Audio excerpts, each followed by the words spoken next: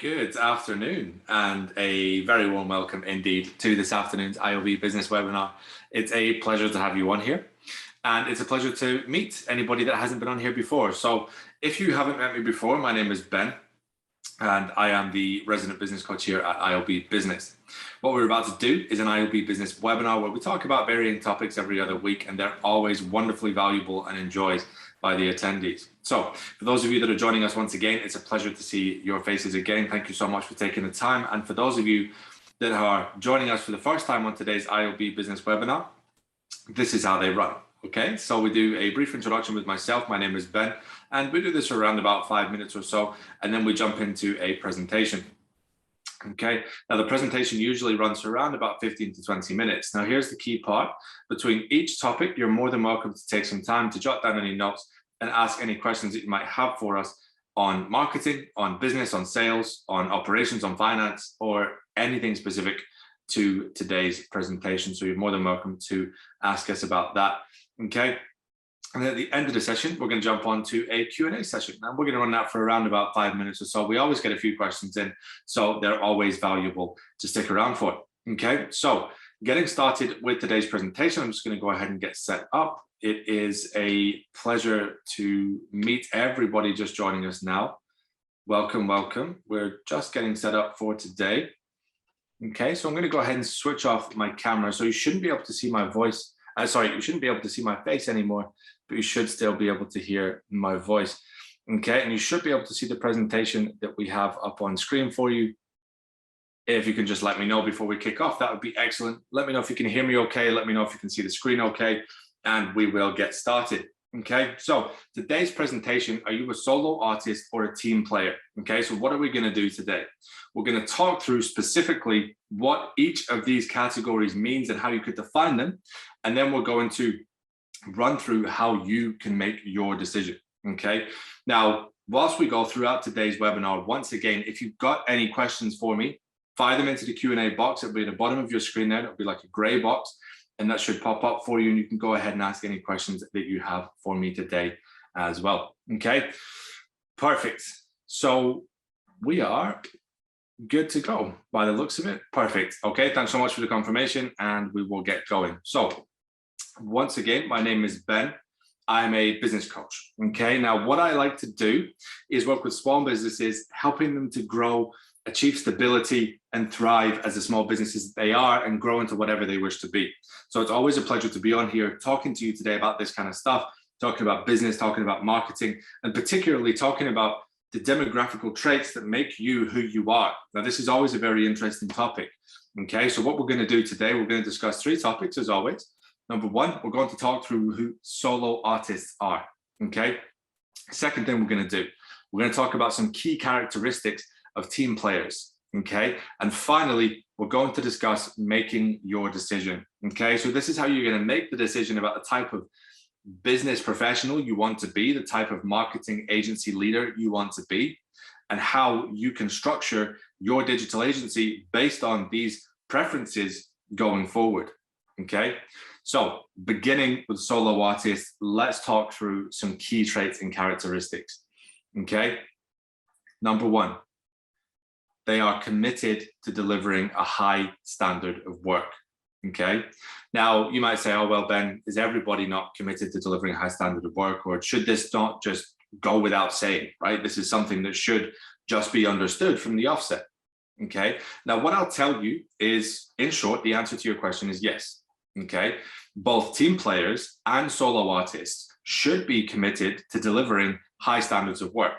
Okay, however, as solo artists, they prefer to generally put a little bit more attention to detail and take a little bit more time to what they're doing, okay? Because they don't have outside interference, they don't have outside interaction. Generally, they will focus a little bit more on delivering a higher standard of work because they'll probably take more time, and they'll be conscious of the fact that it is just them working on it, okay? Now, this doesn't mean to say that because you're a solo artist, quote unquote, you're not then allowed to ask for help and outsource and do these kinds of things, okay? Or even ask for a second opinion if that's something that you'd like, okay? But generally speaking, solo artists are committed to delivering a high standard of work. Why? Because in my experience, they tend to put a lot more pressure on themselves because they know that it's very unlikely they're going to get a second, third, or fourth set of eyes on it. Okay, so this is the first thing that would generally separate solo artists and team players. Number two, prefer to get the work done themselves. Okay, now this one goes without saying. Most solo artists, anybody that I've worked with, anybody that you may have seen or worked with before, you'll find that they prefer to manage projects themselves. Okay, they don't really like outside interference because they feel that they have a specific way of thinking and developing on whatever actions they put in place. Okay, so if they've been given, let's say, a website to build, okay, they don't really want too many suggestions as to how it should be designed, how it should be laid out, how the user interface should be built, what the user experience should be. They really just want to sit with their thoughts, understand their own vision, and implement it this way. Okay, now if this sounds like you, then you should begin to have a think, okay, about whether you might prefer to be a solo artist or a team player. Now, in short, just to summarize before we go ahead, okay, it might make the rest of the presentation a little bit easier to understand. What I mean by a solo artist is essentially somebody who's running a digital agency by themselves, okay? And what I mean by a team player is somebody who's either part of or managing a team with them, and together they're running the digital agency, okay? So this is the key differentiator. This is what we're discussing today, okay? Now, preferring to get the work done yourself, once again, doesn't mean that you never have it reviewed. It doesn't mean that you never have a second opinion. It doesn't mean that you never ask for input. But what it means is that generally speaking, you prefer to get whatever it is that you're doing done yourself, your own way, to your own standards and your own preferences, okay? Now, some people who don't understand this way of thinking may look at this as ignorant, perhaps, or maybe slightly naive, okay? I don't believe that to be the case. I believe that solo artists, if they're truly great at what they do, they will work hard to make sure that they're meeting the client's needs, they're delivering their service or product to a high standard, but more importantly, they're delivering something that they feel is truly valuable, okay? Now, if you've worked hard enough, you studied what the client needs, you've delivered something that's truly valuable, I don't think anybody can be accused of being ignorant or naive because you have delivered what you have been asked to deliver. Just because you prefer to deliver it a different way doesn't mean that it should be looked upon in any kind of different way. Okay, so that's the second thing about solo artists. They prefer to get work done themselves. Okay, number three, they prefer being left to it. Okay, so what they don't like, what solo artists hate, is somebody looking over their shoulder and saying, hey, have you got that done yet? Or hey, when are you going to start doing that? Okay, can you give me a timeline? Can you give me a deadline? Okay, so generally speaking, what this means is, okay, immediately you're probably going to think of this like a managerial to delegate kind of role. Okay, so you've got a manager looking over your shoulder. Maybe you don't like that. Okay, now this isn't really what I'm getting at. More so what I'm getting at with people who prefer to run on their own accord, they don't love deadlines and timelines being set by clients often. Okay, so usually, because they trust themselves implicitly and they're not relying on anybody else to do the task for them, they will mentally prepare for the timeline that they need to put that project, to complete that project whenever they need it done. Okay, so when I say they enjoy being left to it, it really sort of presents as somewhat of a dislike for clients pressuring them. Okay, and they're saying, when are we going to have this done? When can you create this for me? Can you have that done by Friday? Okay, now the reason most of the time that they enjoy being left to it is because they like to under promise, over deliver. Okay, therefore, if you say, well, just leave me to it, I'll get it done. Ironically, I might actually come in ahead of your deadline. But now the fact that you've asked me how long I'm going to take to do it, I don't really like that very much because I like to be left to manage myself. And often an element, even a subconscious element of managing yourself, means that you don't really love being told what to do, even if it is from a valuable client. Okay, nobody really likes that if they're solo artist focused. Okay, they like to be left to do whatever they're doing, and often they will over deliver because they like to overachieve, over deliver, and present this to the client, see that it makes them happy, and in turn it will make themselves happy as well. Okay, so following on from my previous point, solo artists generally prefer less interaction with clients where possible. Okay, now again, none of these are cardinal rules. Okay, what these are primarily are generalized characteristics of what you might find about someone who prefers working on their own versus someone who prefers working in a team. Okay, so I can see a question's just popped in there. Okay, now I only read the first line of it, but it was, I have some traits of this, but I also disagree with some of it, okay, or that general idea. So I'm going to answer that fully for you at the end. But just be aware that none of these are strict rules that you absolutely must follow if you choose to go one way or the other. You can mix and match, okay? But the reason we're covering them in this much detail is because you're going to use them to make a primary decision on how you want to build your agency, all right? So if you prefer less interaction with clients, generally speaking, you're somebody who prefers working on their own, okay? Now, less interaction doesn't mean no interaction. It just maybe means that you don't want to have a weekly meeting if possible. You'd rather meet once a month. Or ideally, you don't have any meetings at all and you just do a quick phone call where you send reports or you email back and forth.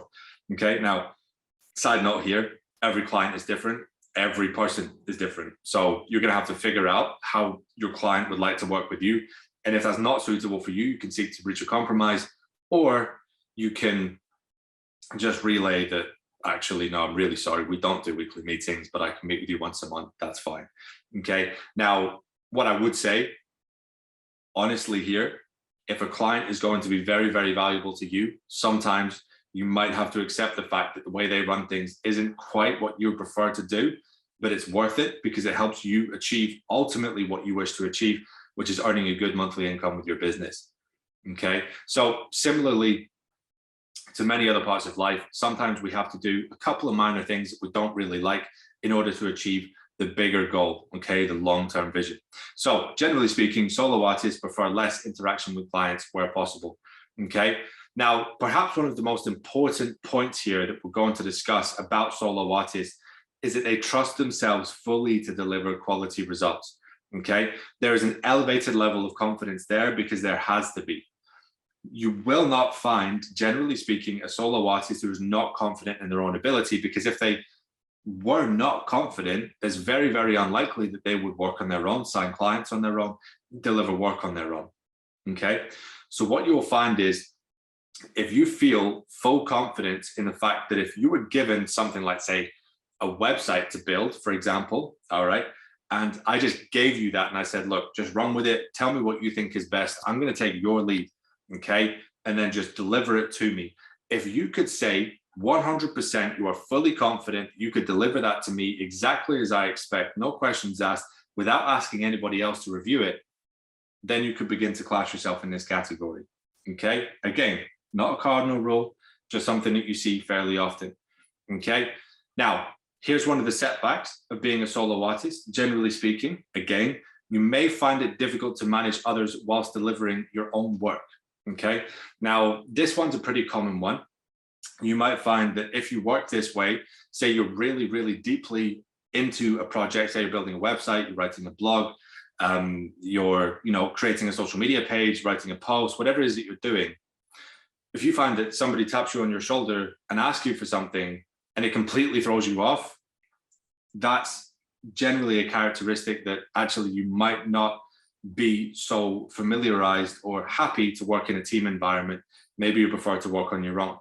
Okay, if you don't love the office door being knocked whilst you're working on something, then that may possibly mean that you would be somebody who works better on their own than managing a team. Okay, now I'm not saying that everybody loves to be distracted, but some people welcome the break or welcome the distraction from what they're currently doing. Others really, really dislike it because it's taken them a long time to get into that focus zone, and now they've been pushed out of it involuntarily. So that's just one example of how it might be difficult to manage others whilst delivering your own work. But as a team player, generally speaking, you have to be confident and capable in delivering your own work and almost happy with the fact that you're being asked questions and asked to manage other elements of the job, as well as completing the work that you have personally at hand as well. Okay, so I'm going to give you a brief moment now. Please go ahead and jot down any notes that you'd like to take. Indeed, ask me any questions that you might have for me. We're going to run on to the key characteristics of team players today. Okay, and we're going to go through specifically what each one means, just like we did with solo artists. Okay, and we're going to make sure we don't leave out any details.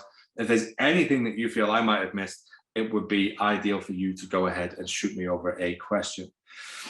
Okay, so moving on to team players now. Okay, hopefully you've had a chance to jot down any notes and ask any questions for me. Okay, so point number one, team players generally display natural leadership and management traits.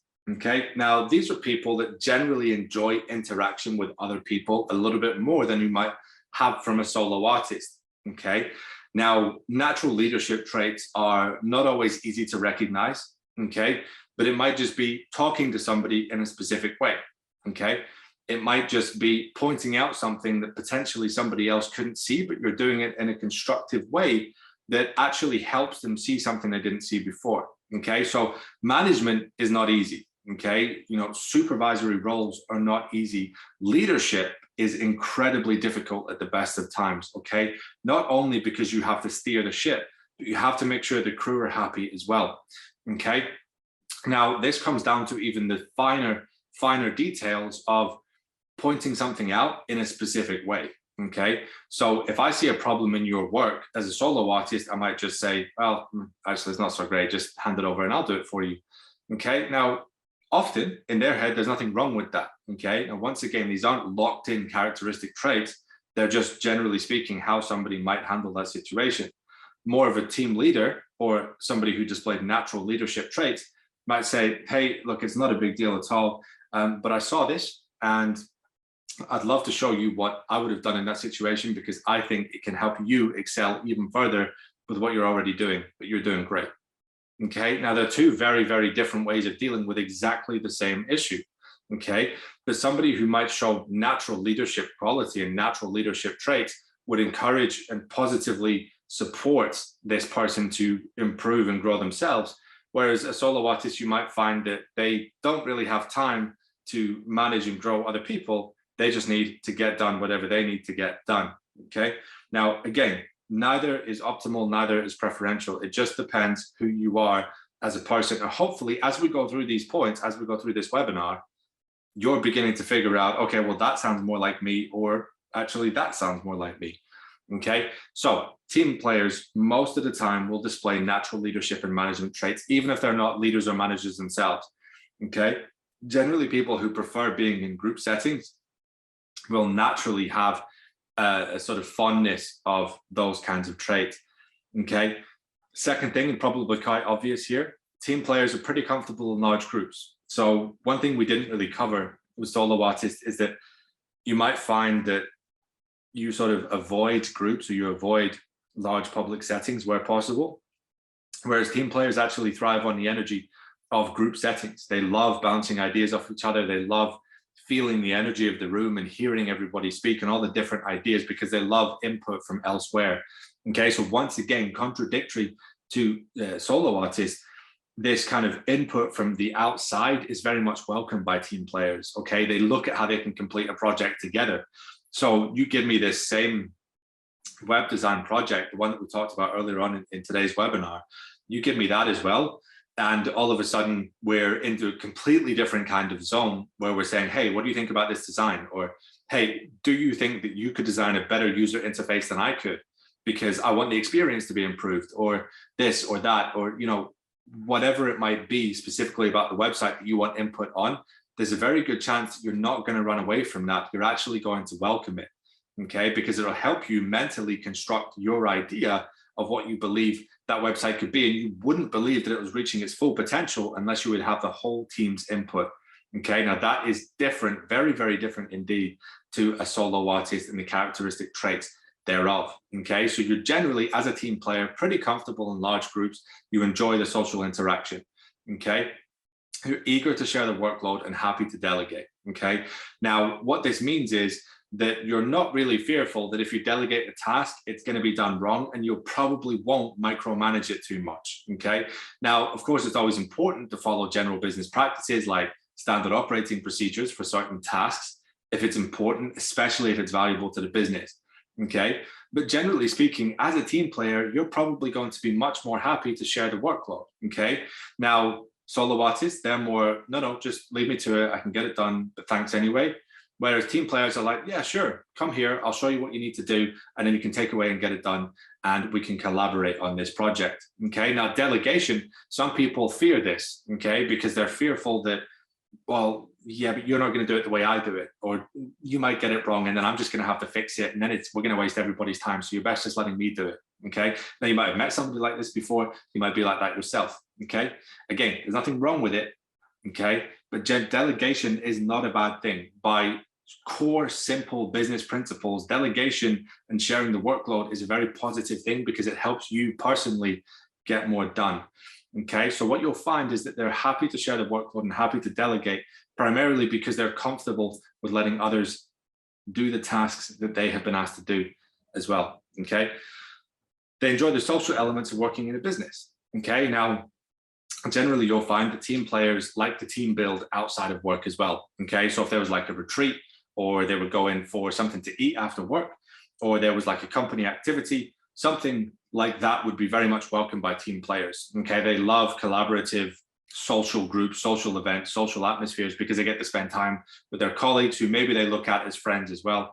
And it's very, very enjoyable for them because they can see the benefit of building better relationships with people around them, especially if they want to be any kind of leader or a manager one day.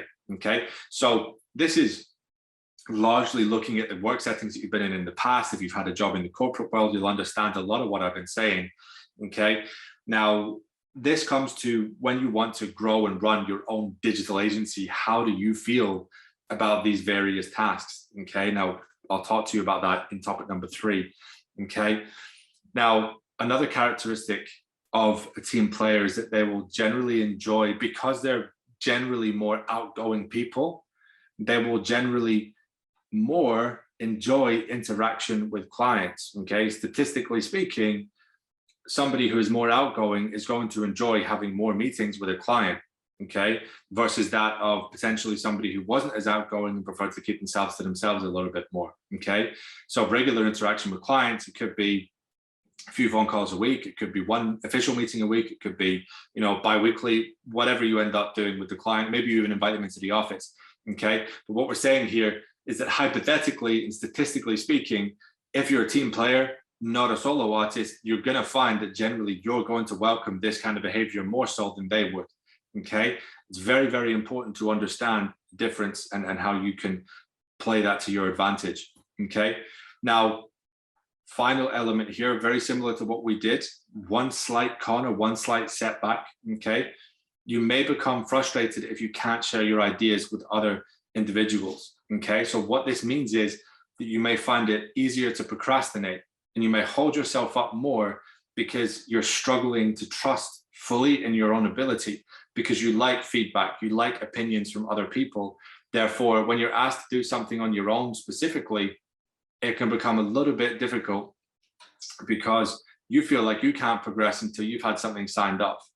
Okay, now whilst this might be a bit of a hard pill to swallow, if you're a team player or even a supervisor or a leader, you might have experienced this in the past where you feel like, I don't know. I would wish somebody could just let me know that this is okay before I go ahead with it. Okay, now, if this sounds anything like you, don't worry, because we've all been there. You're not alone.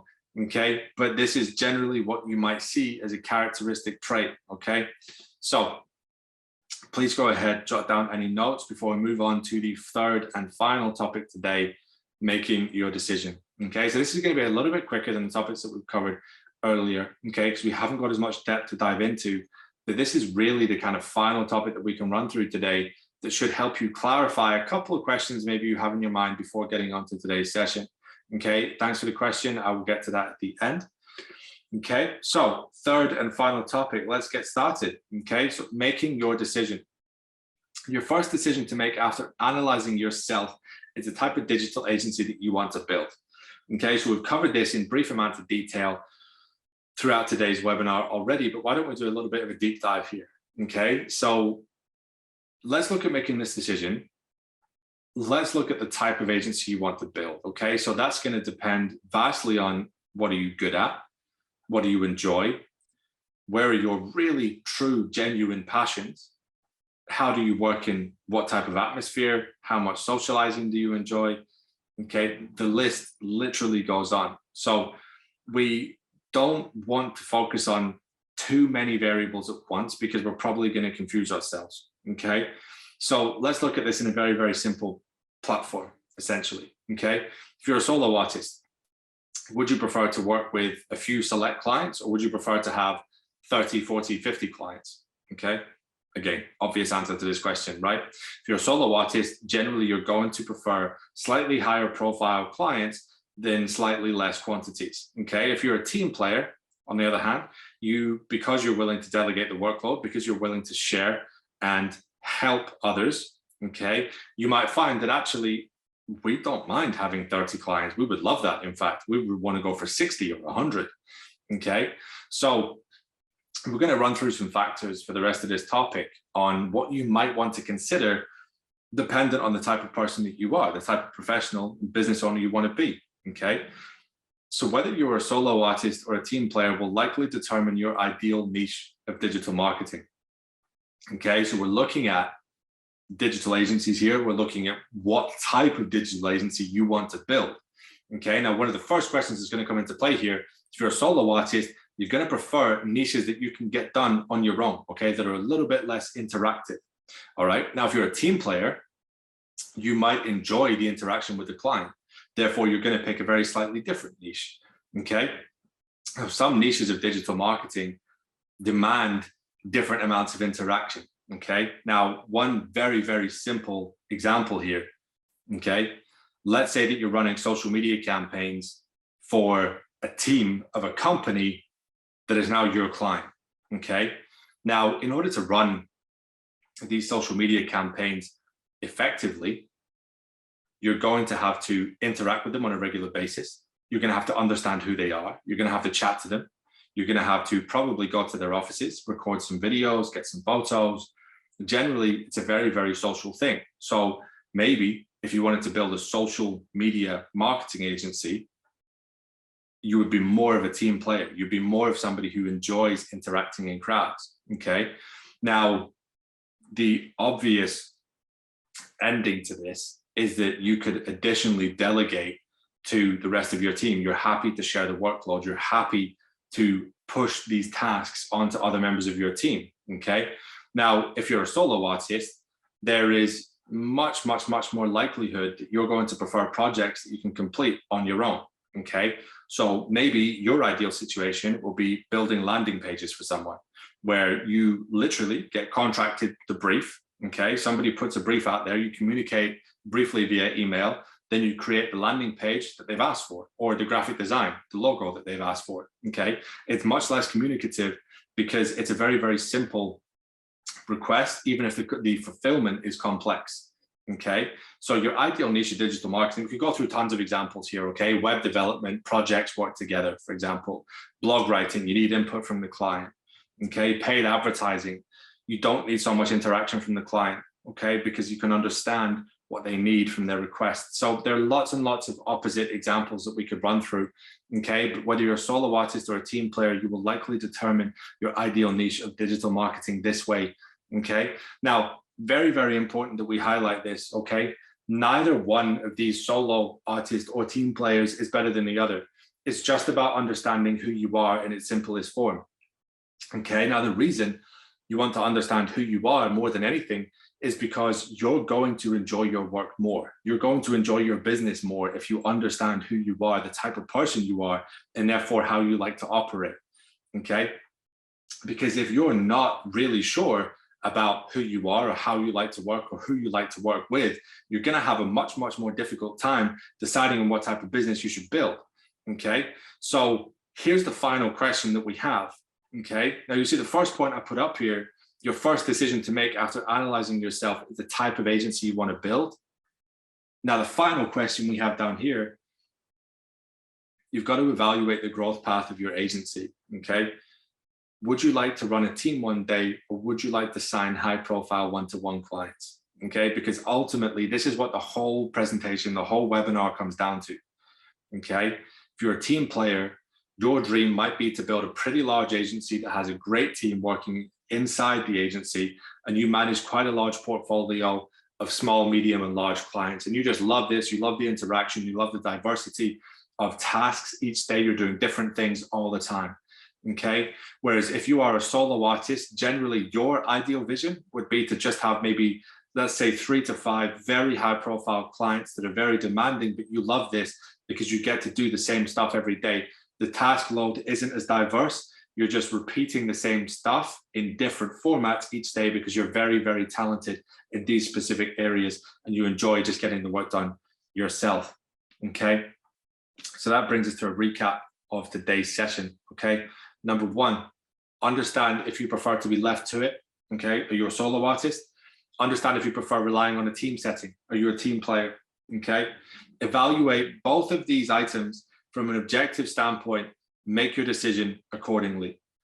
Okay, that is the best advice I have for you today on deciding if you're a solo artist or a team player. Hopefully the depth at which we covered each one will help you go forward with growing or beginning your digital agency. Okay, so as always, a massive thank you. Right before we dive onto the Q&A, a huge thank you for attending. Okay, if you would like to talk to a member of our team, you're more than welcome to head over to iob-business.com/talk-to-us. Okay, now what you can do when you have jumped on this link is you can book a call with us anytime that suits you. Okay, any questions that you have, we would love to answer them. Okay, so the 2 questions that I have in from you today, let me just pull them up. Okay, so I've got a couple to answer now. If you have any more, you still got time to fire the questions in. Okay, so what I'm going to do is I'm going to leave this link up on screen for you whilst I answer these questions. Okay, so this is a question I briefly mentioned earlier. Okay, I saw this one come in and I think it's an excellent question. So I enjoy elements of both the solo artist and the team player. Okay, perfect. So really then, this is actually a very positive thing. Okay, you can utilize this to make a decision on your digital agency and to which kind of type of agency you would like to build. Okay, so what I'm going to suggest you do is you go back through the presentation or you go back through your notes, compile a list of the elements that you like, and then you match your personalized growth plan around it. Okay, so let's say that you don't like talking to clients so much, but you love delegating and sharing the workload. Okay, so maybe you want quite a small team, and maybe you want another team member to handle the client calls, and maybe you can handle the delegation, sharing the workload and training and all the other kind of stuff that you need to do within a team setting. Okay, maybe that's something that you would enjoy a little bit more. Okay, but a fantastic question. Thank you for asking. Okay, cool. So I got another question in here. I am mostly a solo artist, but I like the idea of running a team one day. Okay, perfect. So for solo artists, the best way to begin building a team, as such, is to select team members, generally speaking, that display the opposite skill sets and traits to you. Okay, so once again, let's use this example. If they love working with active clients, they love chatting to clients. Okay, if you want to build a diverse agency, okay, but you would like to also remain a solo artist, i.e. you have a team but you work on your own kind of thing, okay, then you've got to sort of plug the gaps as to where you would see that being in your agency, right? So let's say that you are the leader of your digital agency and you don't really love client interaction so much. So one of the first people that you hire to work with you and your team might be somebody that is amazing at sales calls and amazing with going back and forth with clients, okay? But maybe you prefer just to be shut away in your office, generating the leads by running paid ads. And then maybe you pass the sales calls on to whoever amazing person is that you've hired to do the job for you, okay? Now, you continue those traits and characteristics whilst you're hiring throughout your company. So if you're very, very confident with the delivery and fulfillment of the work and you enjoy doing that, then hire sales teams, hire marketing teams, hire people to grow the company for you whilst you continue delivering the work. Okay, that's just one example. You could completely flip it. Maybe you don't like doing fulfillment, but maybe you want to focus primarily on sales. That's fine. That's what a lot of business owners do. Okay, but that is a wonderful question because the very simple answer is use it to your advantage. Hire somebody with the opposite skill set to you, do what you do best and let them do what they do best. Okay, fantastic question. Thanks for asking. And I hope the answer was useful. Okay, so just going to do one final check to see that I don't have any more questions in today. Okay, no, it looks like that is it. So massive thank you to those of you that have joined us today. It's been a pleasure to have you on today's webinar. And I very, very much look forward to seeing you again 2 weeks from now in the next IOB business webinar. Okay, take care and bye for now.